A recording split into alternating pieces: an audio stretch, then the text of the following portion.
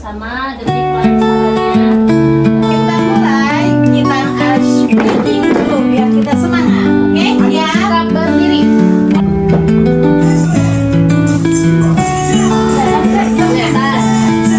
Lagi ikutin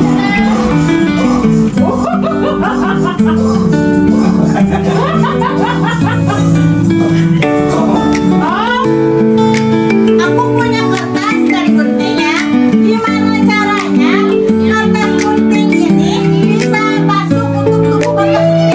Jadi, gimana caranya kertas ini biar masuk ke tubuh bapak? Coba. Bangun kok.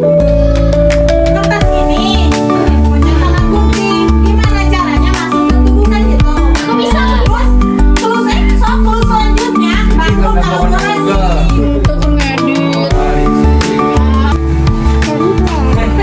Itu kan cuma jari, Pak. Tubuh dari bagian tubuh ini kita bagian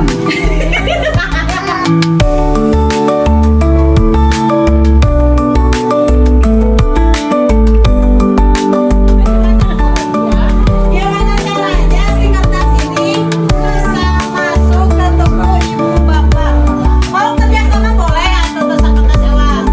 Jadi kertas bisa masuk berduaan.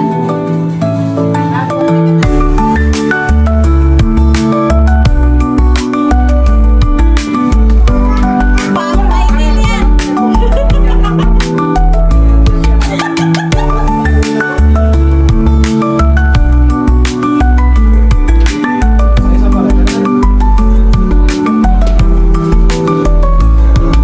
bisa juga ada masalah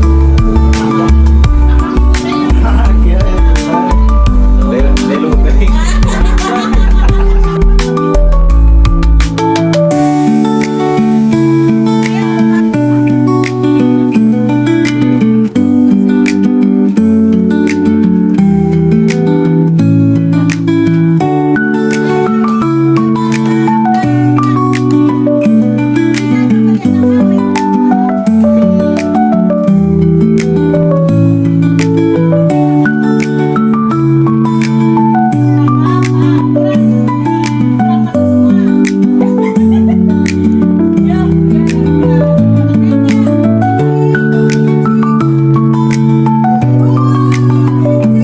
Ah, Parija gede, Parija. Yang itunya sekarang satu lagi.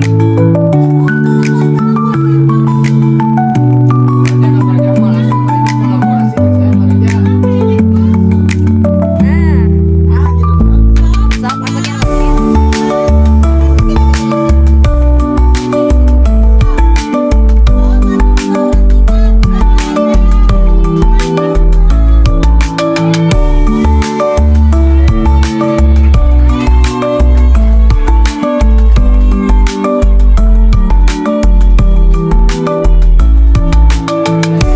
dan pertama-tama saya mau memotong kedua arah yang berlawanan ya. Jadi pertama itu di sini dulu. Nah, keluar di sini dilanjut terus hingga ke bawah. Dan jadilah seperti ini. Terus ada di tengah-tengahnya ya. Ya, terus tadi waktu tadi ini tuh masih menyatu dengan seperti ini. Namun saya ada tanda ini dipotong tengahnya. Ya, jadilah seperti ini. Kita juga kurang rusuh, keren.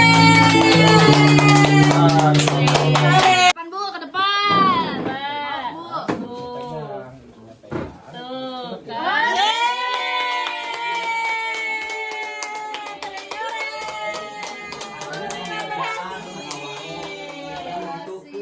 Ibu bapak, kenapa aku kasih kertas dan gunting ya? Karena sebagai logika, kalau dilihat kita visual, Risna, apakah ini bisa secara visual dilihat? Bisa. Tidak bisa. Oh, secara visual enggak? Secara visual? Ya. Tidak. Kalau misalkan secara auditori, kalau didengarkan ini bisa nggak? Tidak. Tapi secara kinestetik ini bisa nggak? Bisa. Bisa. Kenapa Pak Ustadz? Kenapa ini bisa? Karena kita bisa membuat sesuatu dari selembar kertas. Karena kita bisa membuat apapun itu. Oke, ada lagi tambahan dari Pak Ustadz tadi? Karena kita bisa memikirkan cara yang memungkinkan itu bisa sesuai yang tadi diusul. Oke, Pak Reja kan tadi yang utama bisa memberhasilkan memecahkan masalah ini. Pak Reja, apa yang dirasakan ketika mengerjakan konteks ini? Jadi ketika mengerjakan itu kan pakai sambil gunting-gunting itu kita sambil logika kita juga bermain. Jadi kalau dipotong bakal putus atau enggak. Ya. Jadi harus ada pertimbangannya juga. Oke, Pak Reja langsung berhasil atau gagal dulu? Gagal dulu tuh. Oh, gagal dulu ya. Berarti yang poin keduanya apa? Poin kedua, tetaplah berusaha. Tetaplah berusaha. Oke, jadi ibu bapak, terus aku kan ngasih gini, clue.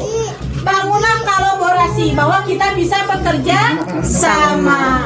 Jadi ibu bapak, kalau misalkan kita anak-anak bagaimanapun dengan banyak kelebihannya ataupun gaya belajarnya apapun, kalau misalkan kitanya bekerja sama antar gurunya, saling mengingatkan, saling kalau punya ide, saling kasih tahu ke rekan kerja, kita bisa mengatasi anak-anak semuanya gitu.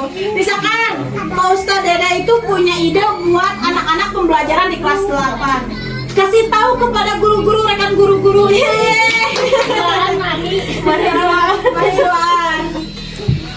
Nah, jadi ibu bapak juga bisa nanti dikasih tahu dari Pak Ustadz Dede ataupun dari Pak Reja. Tadi Pak Reja kan udah berhasil duluan. Siapa tahu di antara kita yang sudah tahu cara belajar ke anak kelas 8 yang banyak banget kinestetiknya, kalau kita bekerja sama, berkolaborasi, kita akan bisa nggak mengajar ke kelas 8 dengan baik? Bisa. Kalau bekerja Bisa. sama. Kalau kita bekerja Sama. Makanya dari itu ibu bapak, anak kelas 8 itu kinestetik kebanyakannya. Jadi kita sudah tahu kalau anak kelas 8 itu harus selalu praktek.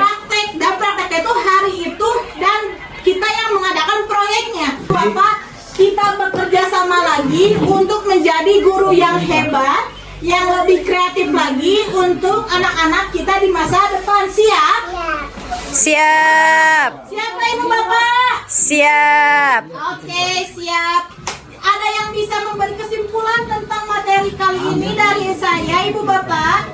Boleh. Kesimpulannya menurut saya yang tadi tes gaya belajar itu menuntut kita sebagai pendekar harus lebih kreatif lagi untuk mengajar anak-anak, karena anak-anak itu mempunyai gaya belajar yang berbeda-beda.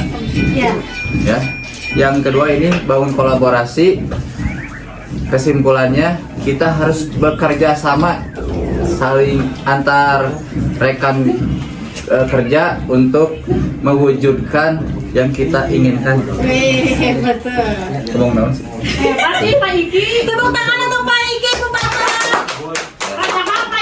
Cukup sekian dari saya. Mohon maaf jika ada materi atau bahasa kata-kata saya yang menyakitkan ibu bapak, yang kurang baik di hati ibu bapak. Mohon maaf yang sebesar-besarnya. Semoga ini ilmu bermanfaat untuk kita semua, terutama Una. Terima kasih meluangkan pelatihan Una kali ini. Cukup sekian dari saya. Wassalamualaikum warahmatullahi wabarakatuh.